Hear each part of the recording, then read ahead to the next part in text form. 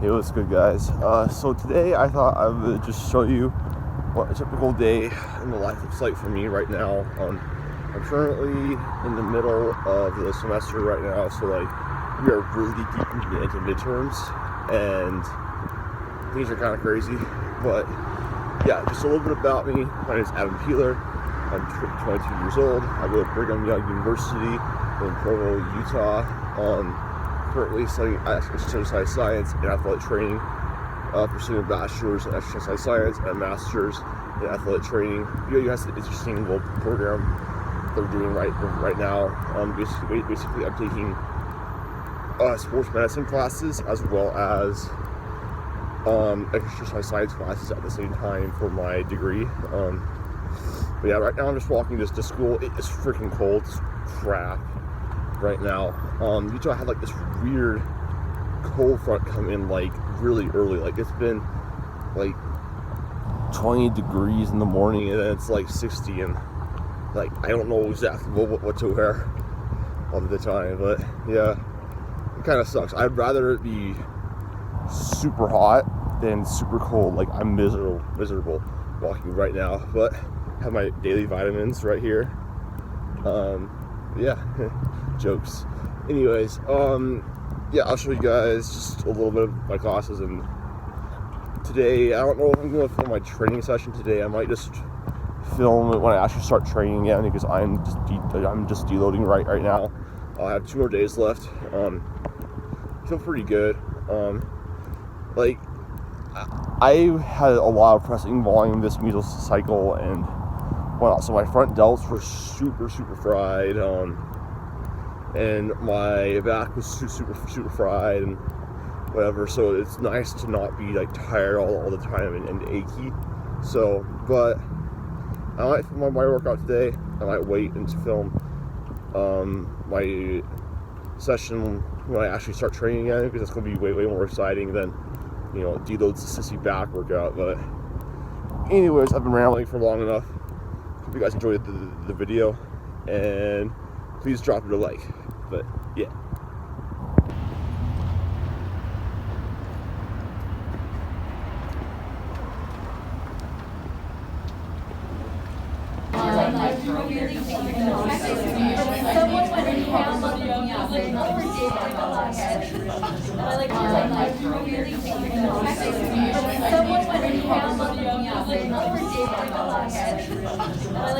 Three is they can start to move it against gravity only.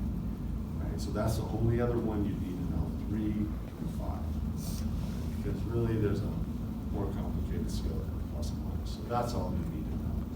Right? So 3 against gravity. So you need to put it in a gravity dependent. Okay, so I just got out of my lower extremity injury evaluation class. For basics, we have a midterm that just opened up today, so we just had a review session. So yeah, going over that. It's kind of difficult just because there's a lot of pathologies you need to memorize and whatnot, but doing my best to stay on top of it.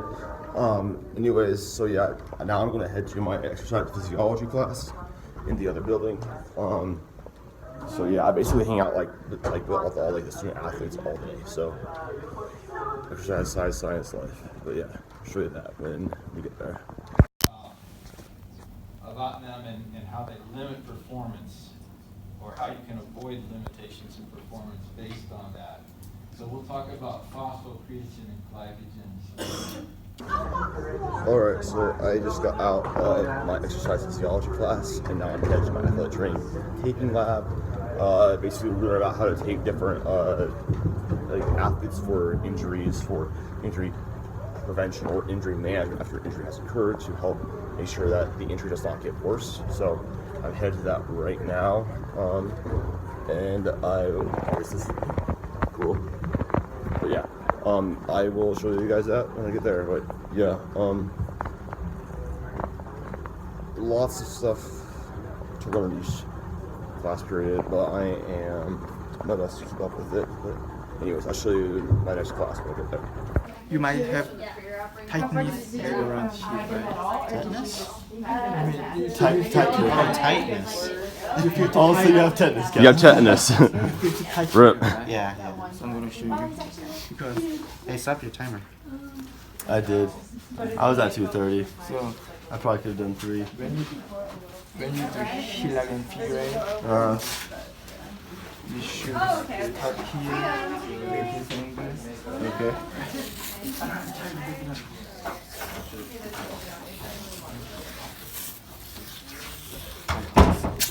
Start a little bit higher. So yeah, the difference between mine and yours. My tab is go around like this part of angle, like this. But when we apply the figure eight hillock like this, like this, so this makes it tape too cover, tight. this tape cover like this part foot. midfoot. The MTP joint, right? Yeah. So and then if we do like this, when we do hillock here, we should have like the wrinkles around here. You shouldn't. We should if we make an angle like this, Oh, we you should get have wrinkles. we get wrinkle like this, So you don't want wrinkles, so you want to start higher. a little bit higher, and try to cross like this. But maybe this one is manipulating. So Just like on the talus, then. yeah, just on the table. So he may not feel the tightness around his ankle, foot here. More around the ankle, okay. It's not just okay for you to receive personal revelation, right? Sometimes you'll hear people say, like, I think that we can all receive our own personal revelation. Oh, it's not just we can. Alright guys, so I just got out of my classes, so right now I'm basically in the library right now, and I'm going to do just some studying and some client work for right now, and then I'm most of my days just filled with just work, so like, sorry this isn't like super like entertaining or whatever, but like, just how my life is, and like, I'm deep into midterm, so I kind of have to prioritize it, but yeah, that's what's up right now. Might get a haircut later today, I don't know, we'll see. But that's what I'm doing. Okay, so I just got back from campus. I spent like 2.5 hours studying after class there. Right now, I basically just like studying for my nutrition test, sports nutrition and metabolism test. So it's a lot of biochemistry. I have to know a lot of like the reactions and metabolism of different macronutrients and whatever. So it's like it's complicated, but like, putting in the work, and there's no other option. Like, my whole mindset with tests is there's no other option but to do well. So I make sure that I hold myself accountable and put in the time that I need to. Also do a little bit of client work and whatnot. We're actually dropping an app next week on Monday, October 21st is the plan. So we're doing a lot of communication with the company for that right now, Quinn and I. So that's basically what's going on. I'm really busy, but right now I have just gotten back to my apartment complex after riding the bus home, and I am going to eat and then head out. But that's the update. I'm probably not going to film this workout just because I'm still deloading. I have today and tomorrow left, but I will film the one workout for my new program. Later on, you'll see that after the video. Like probably insert like right here, whatever, kind of just like how my day flow would be. But yeah, basically that's the update. Hey guys, so I wanted to make this voiceover just updating you on what's been going on with me with my training since it's been kind of a long time. So today, I just started a strength mesocycle coming out of my deload week. And then, I've spent 3 months in a hypertrophy mesocycle, so now it's about time for me to go into a strength phase, take advantage of that muscle that I've built, because greater cross-sectional area of muscle fibers is pretty strongly correlated with more force production. A bigger muscle has more potential to be a stronger muscle. For multiple reasons, I'm not really going to get into it because this is really not the setting to, but today I did a 2x5 on a flat bench and a 3x5 on a pause bench. I was supposed to do it with pin press, but the squat racks were all taken. I didn't really feel like waiting for 10 minutes for a bench press because I had crap I had to get done after this. Just being with school and in the middle of the semester. But yeah, anyways, going on. Then I did 3 sets of incline dumbbell press, and then I did a couple sets of bicep curls, and that was really it. And this is a lower volume than what I am used to and what I have been doing with hypertrophy phases, but there's a really good purpose for that. One, when we're in a strength mesocycle, the loads that we are using are going to be higher and closer to our 1 rep max. This means that more fatigue is generated for each rep, since higher intensities do, have a greater fatigue effect generally per rep, just because they are closer to what maximal force output, that 1 rep max. And then in addition, the lower volumes basically help when we go back into hypertrophy phase to be able to have better progress when it is time to go back into hypertrophy.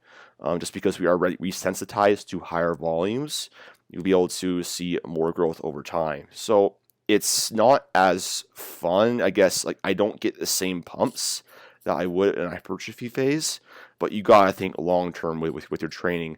And long term, this is what's best for me. Also, it's just kind of fun now. I'm actually lifting heavier weights. I know that I can lift.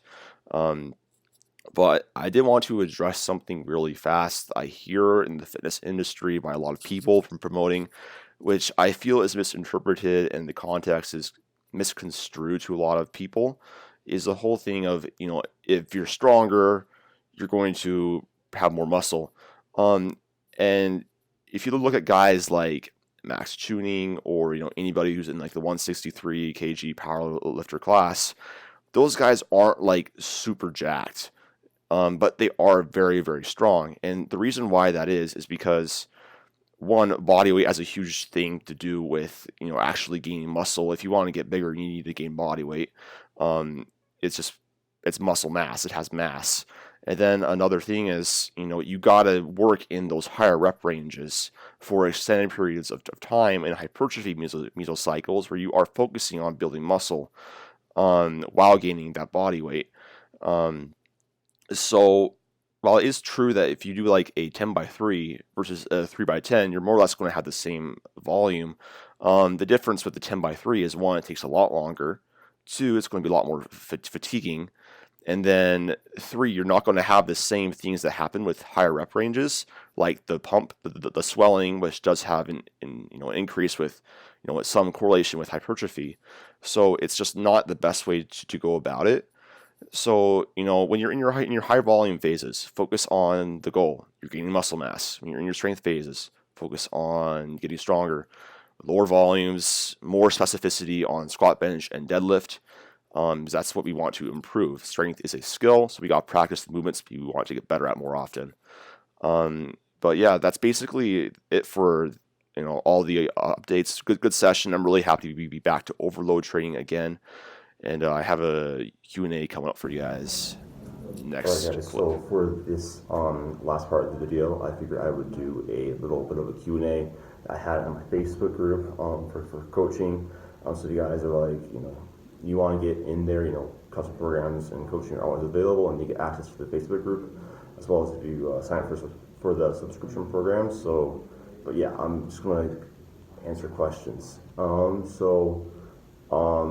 Derek asks, I'd like to see the movement/flexibility exercises I'm supposed to be doing. There's really no specific exercises that anybody should do, especially for like mobility and flexibility. If you are having issues with a certain range of motion, the best thing to do in order to improve that range of motion is to do that movement more frequently. So if you're having issues with hitting squat depth, practice hitting depth or holding it at the bottom of the hole. If you have issues with shoulder mobility, working on whatever, if you have issues with overhead movement, working on that position, getting stronger in that position. The amount of mobility and flexibility required for powerlifting and bodybuilding is not really that high as well. it doesn't reduce injury risk by any meaningful extent. So basically, if you want to reduce your injury, strength train, and then don't train above your tissue capacity. So basically, that means use a full range of motion. Don't ego lift. Make sure that you use relative intensities. You're not training RPE 9 and 10 all the time. You should be good. Misha asks, best way to cut in terms of calorie deficit, macro split, refeed days, and diet breaks. So that's very dependent upon the individual. I'm assuming he's asking about an extended cut. So if you're going to do an extended cut, the best thing to do is you want to lose about 0.5% to 1% of your body weight per week. And in terms of like a deficit, that's going to look about 500 to 750 calorie deficit for most people. So find your maintenance, and then subtract 500 to 750 calories depending on the rate of loss that you want to have. Macro split really doesn't matter. Just make sure you're getting enough protein in, and then if you like having more fat, then have more fat. If I have more carbs, then have more carbs. Make sure you're sticking in the deficit and the constraints of your calories. Studies have shown that protein is the most important thing, as well as calories. Carbohydrates and fats, this distribution does not really matter that much in a deficit. I think if you're concerned about performance, it makes sense to bias carbohydrates just because you want to have more glycogen sparing effect than fat will. Have a better job of replenishing glycogen stores, but in terms of just body composition, it doesn't matter. Refeed days, I think that if you're having you can have low days and high days throughout the week if that's what you like and you adhere to. Let's say you like having 5 lower days of the week and then 2 higher days, or you eat more. That could be a way to incorporate refeed days, and that could make sense in terms of a social element. You want to go on a date with your significant other. You have an extra 500 calories on this day, and you can kind of just embrace the suck, so to speak, being a little hungrier on your days that you don't eat as much. So that's basically the way I would incorporate refeed days. Studies have shown that refeed days, like single day refeeds, don't really have a big effect on fat loss or physiologically. They can help you psychologically, and then it can reduce cortisol and help you drop weight, the water weight, but the calorie deficit is what matters most. I like having diet breaks when in conjunction with deloads on a deficit, because the purpose of deload is to dissipate fatigue. So basically every 4 to 6 weeks, have a diet break where you go up to maintenance, increase carbohydrates primarily with refeed day, and a diet break. The difference with refeed days and diet breaks is time, length. Refeed days are going to be 1 or 2 days, and diet breaks are going to be a full week, or maybe even 2 weeks. But yeah, then if you're doing a repeat day, if you're doing the low and high day approach, I would prefer if you did it 5 low in a row and then 2 high, because then that will have more physiological benefit than just doing your high days spread out more. So yeah. Angel asks, is water good for the body? Am I not natty by taking creatine? Is there a real as natty? What is natty? Is natty status important? Serious questions only. Your water is good for the body. Your creatine's natty. You're good, bro. Is there a real natty? Nah. What is natty? Natural. Is natty status important? Not really. Nice troll. Alex asks, when counting calories, what's the most accurate way to measure meats, raw or cooked? So you want to track your meat raw, because depending on how long that you cook your meat, depending on how long that you do, it loses some water weight, and unless you cook it to the same temperature every single time, it's not going to be that as consistent as a raw measurement. So I would recommend, just for simplicity, just weigh raw. If you're doing meal prepping, a very easy way to do it is weigh the 8 ounces of raw chicken, and then weigh how much it weighs after you do cook it, and then you can kind of make a conversion that. But that's a lot more effort. So just for some simplicity's sake and most accurate measurements, raw. He also asks, what's your idea on reverse pyramid training instead of straight sets?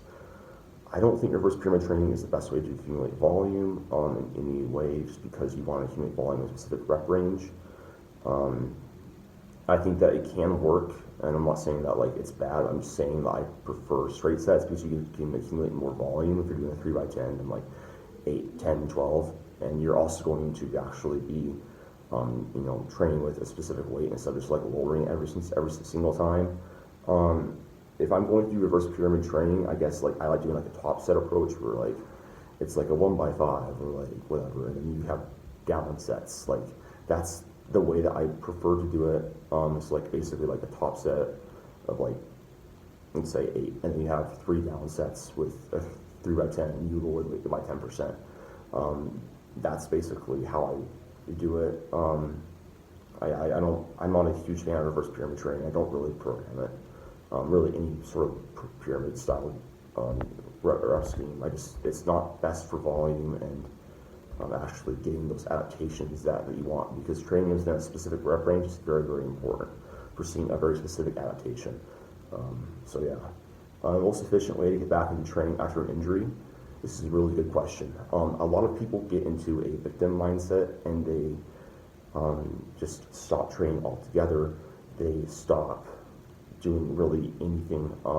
And the only time when you immobilize anything is if like a patient really can't move. So if it's that bad, and if your doctor tells you like, look, like you can't move, or whatever, like you broke your arm or whatever, obviously wait until that's healed. But like once you can start moving, you want to do what you can. So we want to gradually increase load over time and increase our tissue capacity. So let's say before you got hurt, you were squatting 315 for 5 reps. And then what I would do is I would lower it down to basically where it doesn't hurt. Let's say you hurt your psoas major, which is a deep hip rotator, and that is bugging you, especially in a squat pattern.